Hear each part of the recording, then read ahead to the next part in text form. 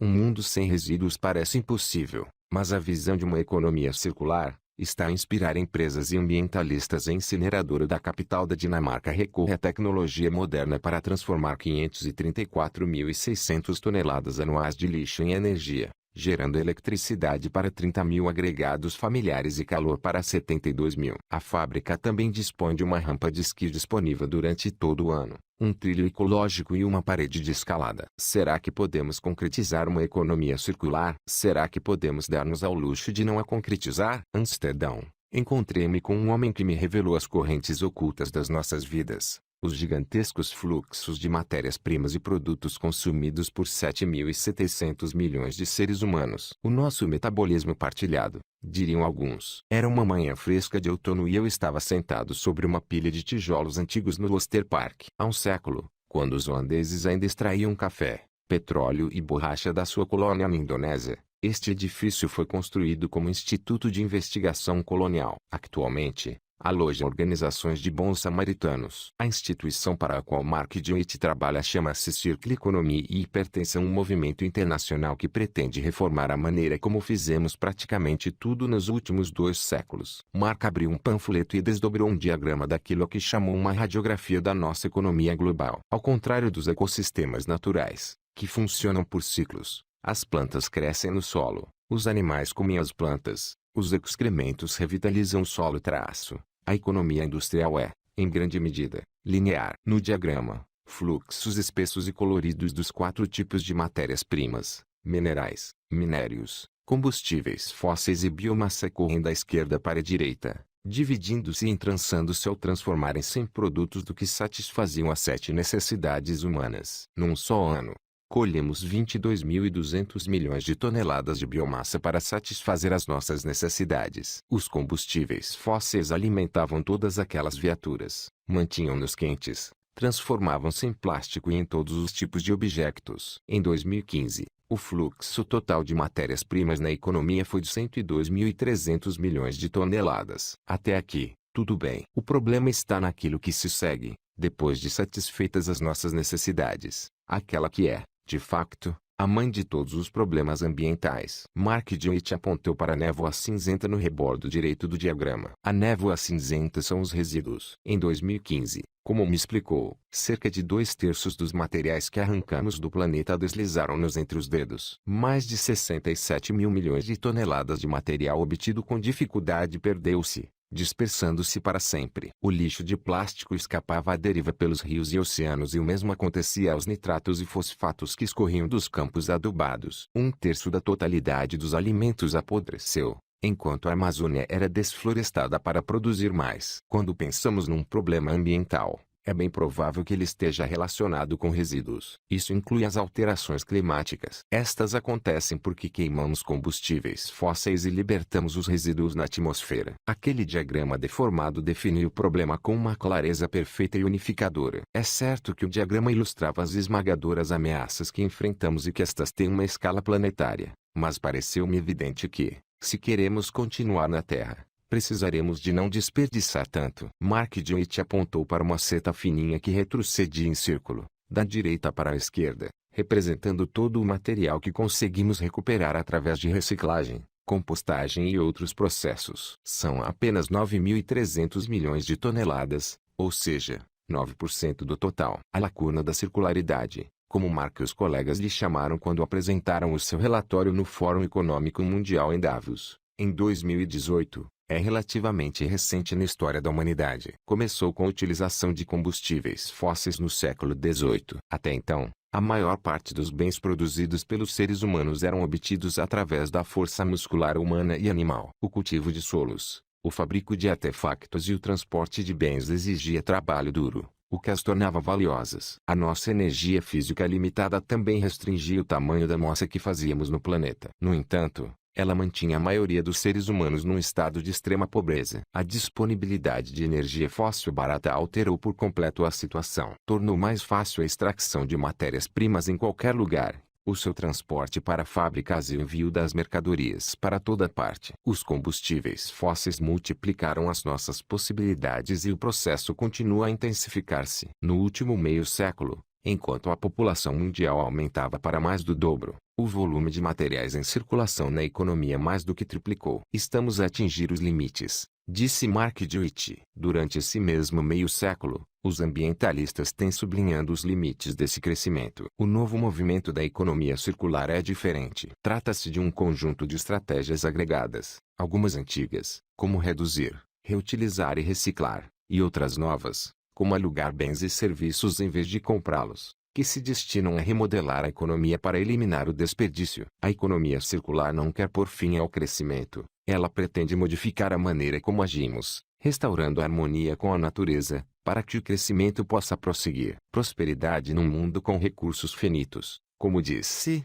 em tempos, o comissário europeu para o ambiente Janez Potočnik, no prólogo de um relatório da Fundação Ellen MacArthur. A ideia está a ser bem acolhida, sobretudo na Europa, esse pequeno continente sobrepovoado, mas rico em recursos. A União Europeia está a investir milhares de milhões de euros nessa estratégia. Os Países Baixos comprometeram-se a tornar a sua economia totalmente circular até 2050. Amsterdão, Paris e Londres têm os seus próprios planos. Tem de acontecer, respondeu Wayne Hubbard, responsável pela administração dos resíduos e da reciclagem de Londres, quando lhe perguntei se a economia circular iria concretizar-se. O arquiteto norte-americano William McDonough é uma das personalidades cujo trabalho nesta área tem produzido epifanias para muitos. Juntamente com o químico alemão Michel Braungart, publicou em 2002 o livro visionário Cradle to Cradle, sem tradução portuguesa, embora o termo berço a berço tenha entrado no léxico, no qual defende que os produtos e os processos podem ser concebidos de maneira a transformar todos os resíduos em alimento para outra espécie qualquer. Antes de partir para a Europa, fiz uma visita ao escritório de McDonough em Charlottesville. A nossa conversa ricocheteou entre a sua infância, passada entre Tóquio, Platão, Aristóteles e Buckminster Fuller, e as novas calças de ganga compostáveis que o entusiasmam, até que, por fim, consegui fazer-lhe a pergunta incômoda. Esta conversa toda sobre o fim dos resíduos é mais do que uma miragem irrealista. É completamente realista, não há a menor dúvida, respondeu. Precisamos de perspectivas irrealistas para andar para frente. Porque convém que nos lembremos das palavras de Leibniz. Admiti os meus fracos conhecimentos sobre a obra do filósofo alemão. Leibniz disse, se é possível, então existe. Acrescento, se conseguirmos que exista, então é possível. Seria aquilo tautológico? Seria sensato? Teria Leibniz afirmado aquilo? Fosse como fosse, era intrigante. Pouco depois, peguei na minha velha malinha de rodas e pula a reparar, um gesto muito circular, comparado com a compra de uma nova. Embalei as calças de ganga certificadas que William McDonough me oferecera e fui à procura de provas sobre a existência de economia circular. Metais. Os primeiros pequenos tropeções na nossa circularidade natural aconteceram antes da Revolução Industrial do século XVIII. Além de deitarem cacos de ânforas por todo o lado, sem quaisquer inibições, os romanos foram pioneiros de uma invenção preocupante, os esgotos. Ou seja, canalizaram os resíduos humanos para os rios, em vez de os devolverem aos campos, o local indicado para esses resíduos, como qualquer perito em circularidade poderá explicar. Durante a sua juventude, vivida em Tóquio na década de 1950, William McDonough recorda-se de acordar durante a noite com o barulho dos agricultores a recolherem os dejectos nocturnos da família. Os romanos, tal como os fenícios antes deles, também extraíam cobre das jazidas, mas também reciclavam. Derretiam as estátuas de bronze dos povos conquistados para fabricarem armamento. O cobre sempre foi um bem de primeira escolha para os recicladores. Comparado com os resíduos domésticos, é escasso e valioso. Energia. A substituição dos combustíveis fósseis pela energia renovável, como o calor gerado sob os campos de lava da Islândia, é uma etapa essencial para criar uma economia circular. A central eletroprodutora de Elizede, a maior central geotérmica do país e a terceira maior do mundo, produz eletricidade e calor para consumo doméstico. As cúpulas geodésicas localizadas sobre cada poço contribuem para atenuar o impacto visual na paisagem. No pátio da Aurubis, siderurgia de cobre em Lunen, no Ruhr, na região ocidental da Alemanha, um grande busto de Lenin ergue-se num canteiro de flores, recordando os muitos Lenines de bronze fundidos nesta unidade fabril, trazidos de várias cidades da Alemanha comunista. Depois de a Alemanha Oriental e a Alemanha Federal se terem reunificado em 1990. A Aurubis é a maior produtora europeia de cobre e também a maior entidade recicladora de cobre do mundo. Quando a fábrica de Lunen foi construída, em 1916, no auge da Grande Guerra, Havia escassez de cobre para as munições de artilharia e os alemães já retiravam sinos de bronze dos campanários das igrejas. Desde esse dia, esta unidade tem se dedicado exclusivamente à reciclagem, afirmou Detlev Lazer, diretor adjunto da fábrica. Contrariamente ao plástico, o cobre pode ser indefinidamente reciclado sem perda de qualidade. É um material perfeitamente circular. A fábrica de Lunen ainda transforma cobre a granel, na maioria originário de condutas e cabos, mas teve de adaptar-se a concentrações muito mais baixas. Com a Europa a substituir os aterros por unidades municipais de incineração, tem aparecido muita escória com pedaços de metal. Porque alguém deitou fora o seu telemóvel no lixo em vez de o depositar na reciclagem, explicou Detlev Lazer. Na companhia de Hendrik Roth, gestor da fábrica responsável pelo ambiente, vi uma escavadora despejar baldes repletos de resíduos eletrônicos, incluindo computadores portáteis,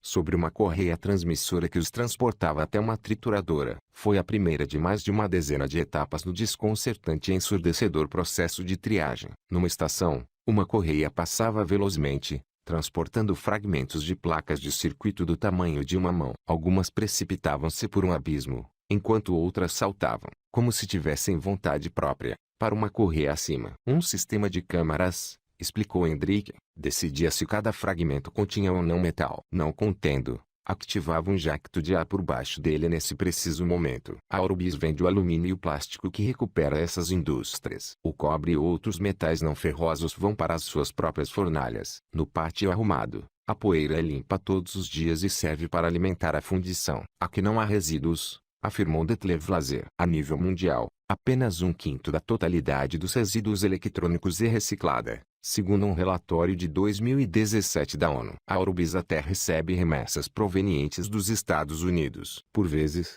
pergunto-me por que razão um país tão altamente industrializado prescinde de tais recursos, disse Hendrik. Tem ao seu dispor milhares de milhões de euros. Contudo, o cobre é representativo de um desafio geral. Há um limite para o que uma reciclagem agressiva pode alcançar. Na Aurubis, o cobre reciclado representa apenas 1/3 do total da produção. O resto ainda vem das minas. A produção mundial de cobre quadruplicou no último meio século e continua a aumentar. As tecnologias de que precisamos para abandonar os combustíveis fósseis requerem grandes quantidades de cobre. Uma única turbina eólica gigante consome cerca de 30 toneladas. A procura está a aumentar, afirmou Detlev. Nunca será possível satisfazê-lo apenas com materiais reciclados. A economia circular vai precisar de outras estratégias. Vestuário. O emblema da Fundação Ellen MacArthur, um conjunto de círculos encaixados uns nos outros, via-se na camisola de capuz de Dame Ellen no dia em que me encontrei com ela na sede da fundação, na ilha de Whidbey. Em 2005, com 28 anos, ela terminou a sua volta ao mundo a bordo de um catamarã de 23 metros. Demoraram um pouco mais de 71 dias para completar essa navegação solitária. Carregar a bordo alimentos para 72 dias. Enfrentar a tempestades ao largo da Antártida e reparar um gerador avariado. Regressar a casa, com uma consciência visceral da escassez de recursos. Vestuário. Em Prato, Itália, onde são produzidos tecidos de lã desde o século XII. Cerca de 3.500 empresas empregam 40.000 trabalhadores no tratamento de desperdícios têxteis. Por que razão não havia ninguém a falar sobre o assunto? Perguntou a si mesma. Abandonou as regatas de competição e fundou uma organização que tem feito mais do que qualquer outra para promover a economia circular, recorrendo a um leque hierarquizado de estratégias. Ver diagrama na página 25. A melhor é a mais simples. Gastar menos bens, mantendo-os a uso. Essa escolha afeta muitas pessoas de forma mais aguda nos seus guarda-roupas. Entre 2000 e 2015, enquanto a população mundial crescia 20%, a produção de vestuário duplicou, devido ao crescimento explosivo da moda rápida. Com tanta abundância de roupa barata, cada artigo foi vestido, em média, menos 1/3 das vezes em 2015. Nesse ano, o mundo deitou fora mais de 410 mil milhões de euros em roupa. Jorik Boer ganha a vida a recuperar alguma dessa roupa como responsável pelo Grupo Boer, uma empresa familiar holandesa que nasceu há um século nas ruas de Roterdão, com o seu bisavô a recolher restos de roupa, metal e papel numa carroça. Hoje em dia, a partir da sede, em Dordrecht, Jorik gere 5 fábricas nos Países Baixos, Bélgica, França e Alemanha. No total, procede à recolha, triagem e revenda para reutilização ou reciclagem de 460 toneladas de roupa deitada fora todos os dias. Os consumidores têm uma ideia errada sobre o que acontece quando deitam roupa fora num contentor de doação, afirmou Jorik Boer. Pensam que as roupas são diretamente doadas a pessoas carenciadas. No entanto, aquilo que habitualmente sucede é empresas como a Boer comprarem as roupas doadas, fazerem a triagem e revenderem-na em todo o mundo. É preciso muita experiência para saber onde se pode vender e reutilizar uma peça de vestuário, afirmou. Através da janela atrás dele, eu conseguia vislumbrar os movimentos rápidos, mas experientes, de mulheres retirando peças de roupas das correias transportadoras, examinando cada artigo por breves instantes, revirando e deitando para um de cerca de 60 sacos. Cada mulher procede à triagem de cerca de 3 toneladas por dia, afirmou Jorik Boer. Na triagem, todas as operadoras precisam de ter bom olho para a moda, sobretudo porque as melhores peças representam apenas 5 a 10% do total, de onde provém os maiores lucros da empresa. Na Rússia e na Europa de Leste, artigos valiosos como a roupa interior feminina chegam a render 5 euros por quilograma. A maior parte do material de qualidade inferior é despachada em fardos de 55 kg para a África, onde a venda atinge valores que podem descer a 50 cêntimos por quilograma. A certa altura, Jorik examinou o meu casaco desportivo cinzento, em relação ao qual me sentia bastante confiante. Ele não conseguia ver as manchas de tinta no bolso interior. Não conseguiríamos vender o seu casaco em lado nenhum, disse, com boa disposição. Ninguém no mundo quereria comprá-lo. Boer contou-me que teria de pagar a alguém para levar aquela minha peça de vestuário fora de moda. Mas eles compram roupa interior usada. Senti-me incomodado. Isso é roupa interior usada limpa, respondeu Boer. Por norma, as pessoas não doam roupa suja. Atualmente, ele recebe mais vestuário do que consegue gerir, sobretudo da Alemanha, de onde provém 75% das peças que aproveita. Não consegue contratar trabalhadores qualificados em número suficiente. A maior preocupação da família Boer é a velocidade com que o vestuário muda. Neste momento, a empresa consegue revender 60% daquilo que recolhe. As peças de vestuário que se mantêm a uso e voltam a ser usadas são melhores para o planeta, pois o material e a energia gastos no seu fabrico não têm de ser substituídos, e também para Boer. Os restantes 40%, as roupas que ninguém quer, são reciclados como panos de limpeza ou triturados para fabrico de material de isolamento ou enchimento de colchões. Parte é incinerada. A fração reciclada inclui, cada vez mais, artigos baratos e gastos. O grupo Boer perde dinheiro com quase todos estes. A moda rápida poderá contribuir para arruinar-lhe o negócio. Há uma forma de reciclar que permite obter um lucro modesto. Durante décadas, o grupo Boer despachou camisolas de lã e outros artigos de malha para empresas sediadas na cidade italiana de Prato que desmancham a malha através de meios mecânicos e recuperam as fibras longas que podem transformar-se em peças de vestuário praticamente novas. Os tecidos de algodão ou poliéster não podem ser reciclados dessa maneira. As fibras são demasiado curtas. A meia dúzia de novas empresas a desenvolver tecnologia para reciclar quimicamente estas fibras. Para incentivar esse desenvolvimento, Jorik Boer entende que a União Europeia deveria exigir que as roupas novas contivessem,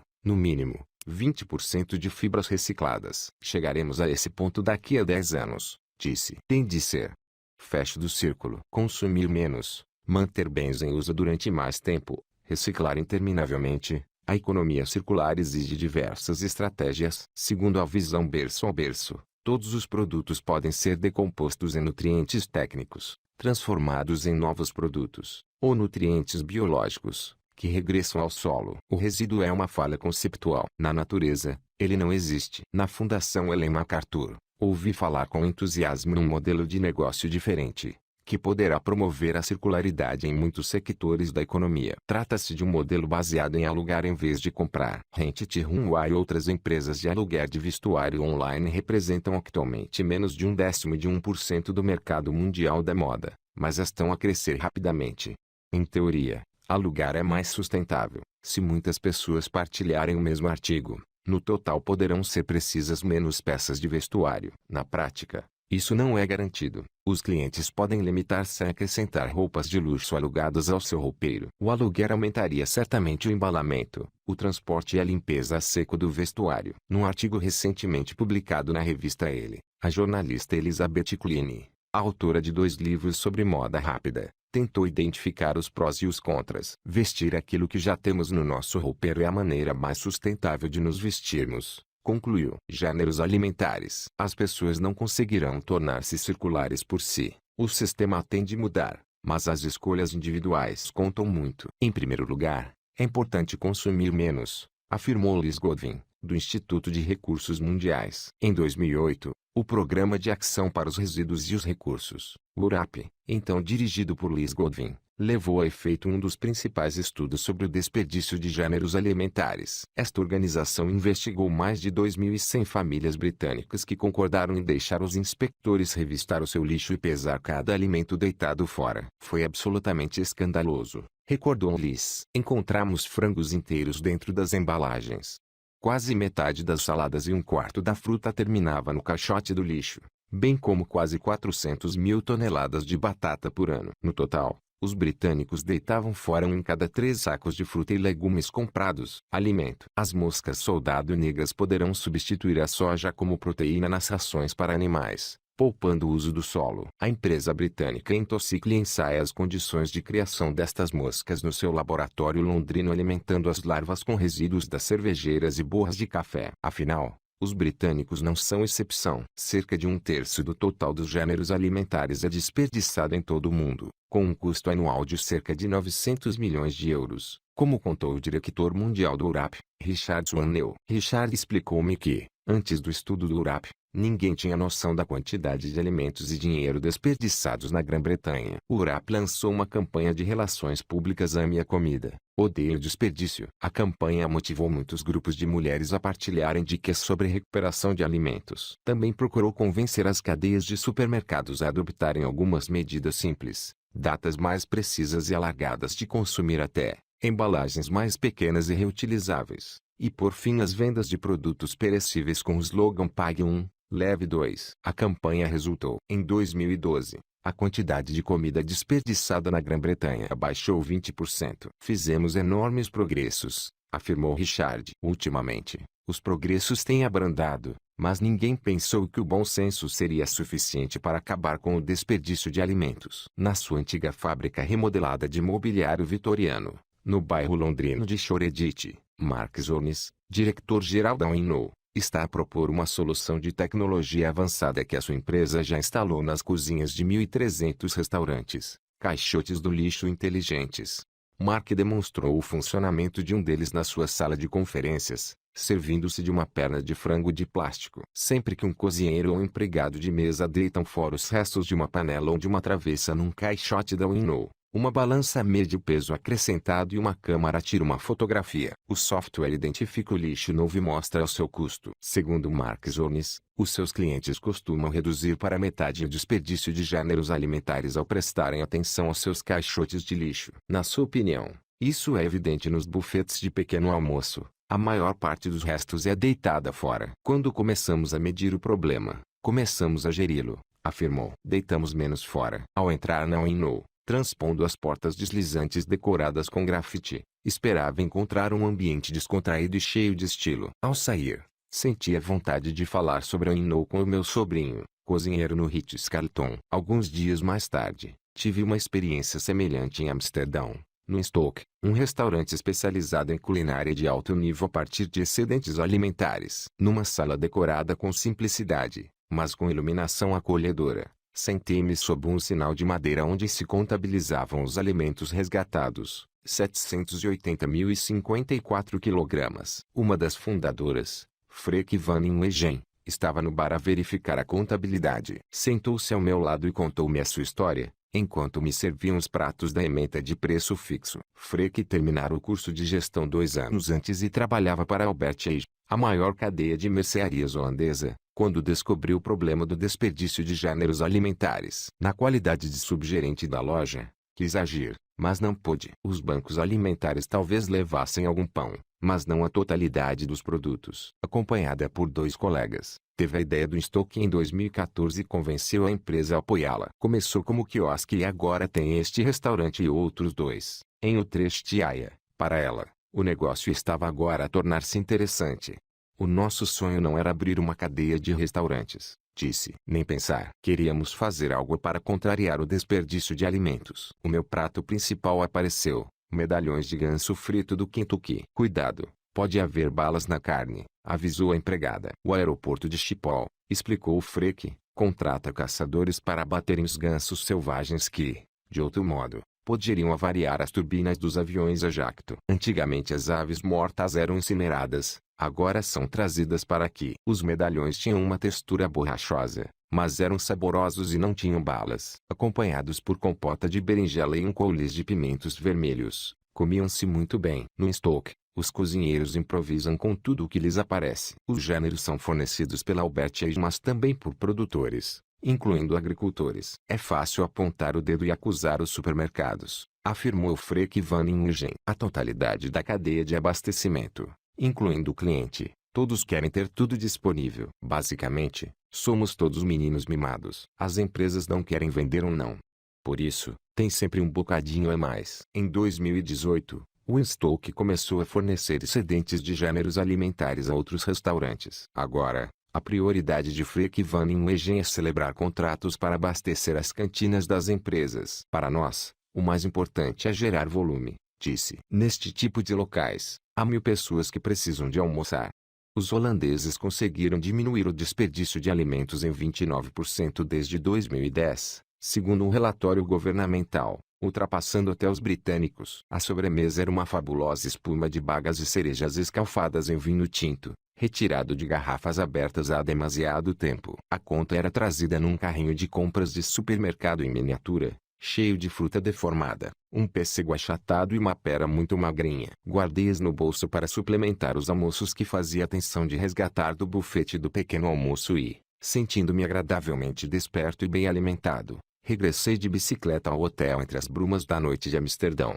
No meu quarto, encontrei um morcego a voar em círculos frenéticos. Ao olhar para o pobre animal em busca de uma janela aberta, vislumbrei outra dádiva, desta vez sob a forma de metáfora. No entanto, inicialmente não soube o que fazer com ela. Aberturas. Para sairmos da armadilha em que nos metemos com economia linear e regressarmos a uma economia modelada a partir da natureza, vai ser preciso muito pensamento divergente, como lhe chamam os psicólogos. Em Copenhaga, fiz uma pausa para contemplar a nova incineradora municipal, que queima lixo para gerar energia e diverge, indubitavelmente, da norma. Tem no telhado uma rampa de esqui para todas as estações. Mas o meu destino real era o porto vizinho de Kalundborg, uma espécie de símbolo da economia circular. A maior quinta vertical interior do mundo, gerida pela Aerofarms na sua sede de Newark, EUA, pretende cultivar legumes sustentáveis durante todo o ano, no coração das cidades. Legumes de folha BBS são cultivados sobre um substrato reutilizável feito a partir de garrafas de plástico recicladas. A água é aspergida sobre as raízes de baixo para cima,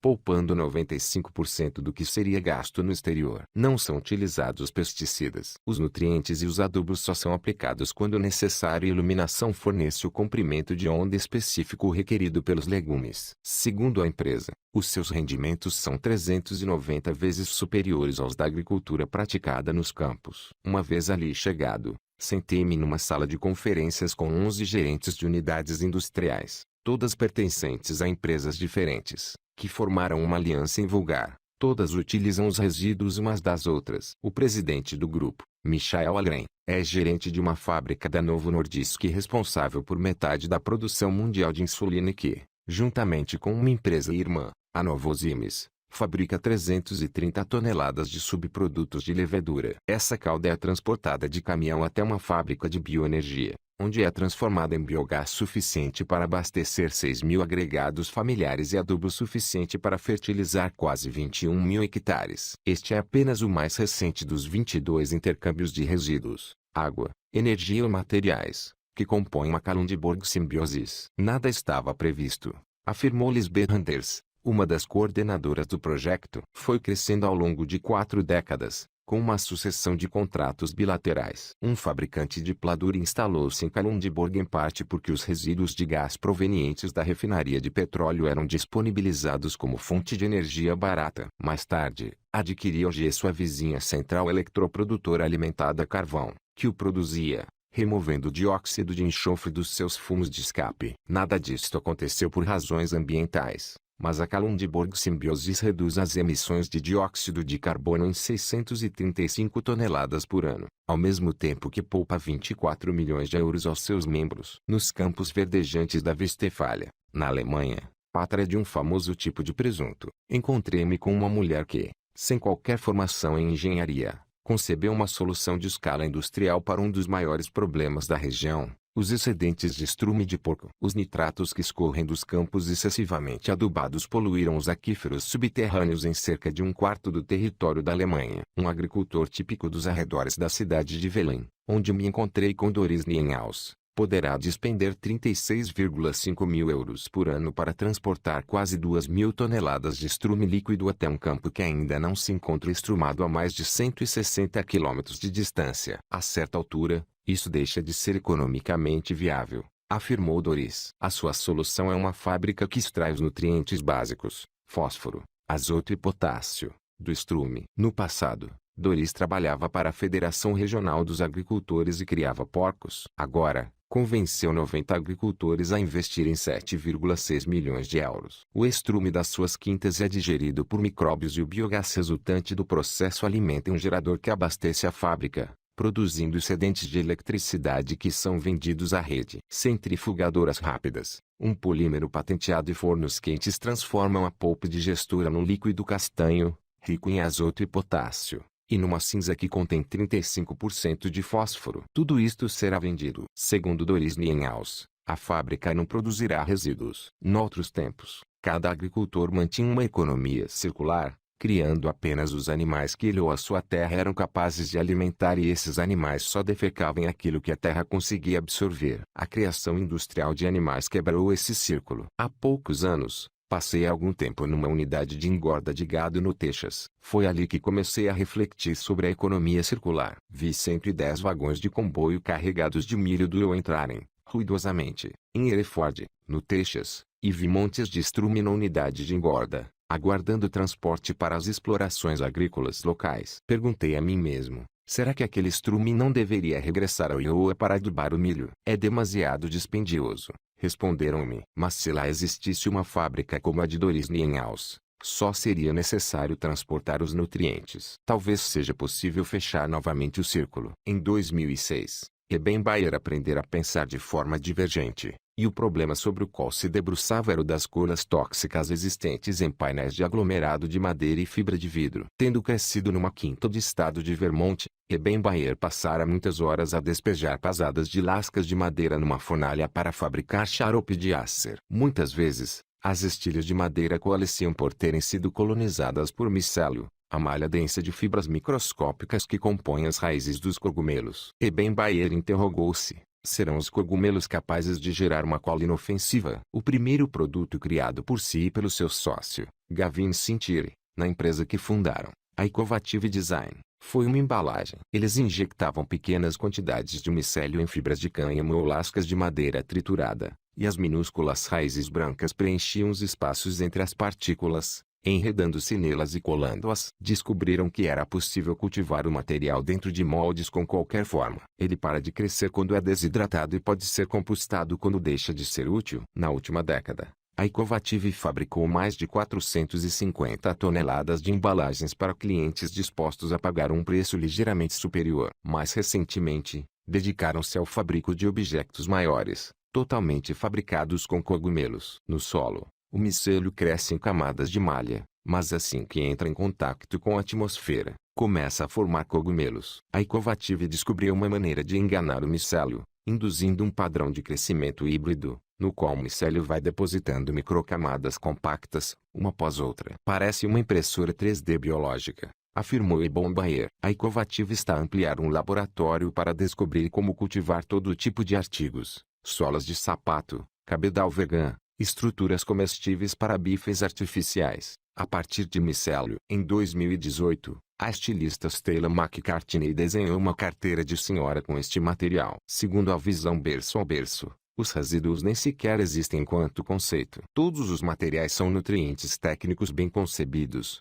com capacidade para serem interminavelmente reciclados, ou nutrientes biológicos, que podem ser comidos ou compostados em segurança. Ebenbauer concorda com esse ponto de vista, mas acredita que, no futuro, a maioria dos objetos serão biológicos. Os materiais biologicamente derivados já são compatíveis com a forma como a Terra funciona, disse. A nave espacial Terra consegue digerir este material. Além do bem e do mal, a enorme quantidade de lixo que produzimos não é um sinal de que somos maus. É um sinal de que somos um pouco estúpidos. Encontrei-me com Michel Braungart em Hamburgo. Ele começara a carreira como ativista da Greenpeace, organizando manifestações contra empresas do sector químico e, desde então, tem trabalhado como consultor de muitas empresas. Estamos a utilizar o modelo berço a berço para combater um legado cultural que se fundamenta em crenças religiosas, afirmou, querendo com isso referir-se às crenças monoteístas. O legado que deixamos ao ambientalismo é a ideia de que a natureza é boa e os seres humanos, devido ao efeito que produzem sobre ela, são essencialmente maus. Pelo que o máximo que podemos fazer é limitar os prejuízos. Segundo Michel Braungart, esse ponto de vista é enviesado e pouco ambicioso. Ele é um ambientalista que acredita que somos capazes de introduzir melhorias na natureza. Nos arredores de Amsterdão, visitei um parque de escritórios com cerca de 9 hectares, projetado pela empresa de William McDonald e construído com materiais que Michel Braungart ajudou a selecionar. Chama-se Parque 2020. 75% está construído e já é um parque de escritórios verde e agradável. Possui fachadas imaginativas, espaços soalheiros, energia totalmente renovável e efluentes líquidos reciclados no local. Em vez dos habituais pisos de placa de cimento, os destes edifícios têm placas mais finas e ocas, com vigas de aço. Isto permite que 7 pisos caibam na altura habitual de 6, utilizando menos 30% de material no total. O que pode fazer? Autorrestrições. Ande menos de avião e de automóvel. Consuma todos os alimentos que comprar. Vista as roupas que já possui. Evite plásticos de utilização única. Reparar e reutilizar. Compre menos produtos, com melhor qualidade.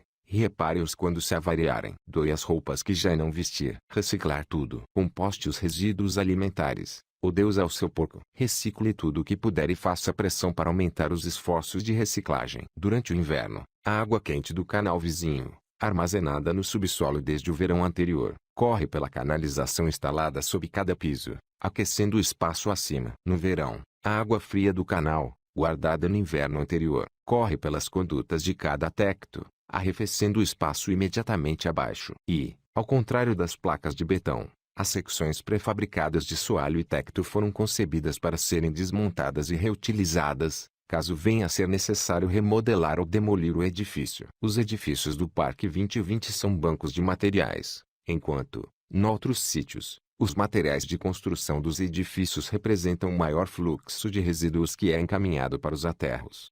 A economia circular inspira muitos indivíduos, mas não está a acontecer. Se nos fixarmos na crueza dos números, a lacuna da circularidade está a aumentar. O nosso consumo de recursos naturais poderá duplicar até 2050. As emissões de carbono continuam a crescer. Todos os indicadores ainda estão no vermelho, admite Mark. À semelhança de outros optimistas com quem falei, Mark está a contar com o tempo. Para construir uma economia circular, terá de haver uma enorme mudança cultural, de escala idêntica à da Revolução Industrial. Precisamos de vigor, afirmou. Diz-me o bom senso que não podemos fazê-lo com a geração atual no poder. Vai ser necessária uma geração para que o processo arranque.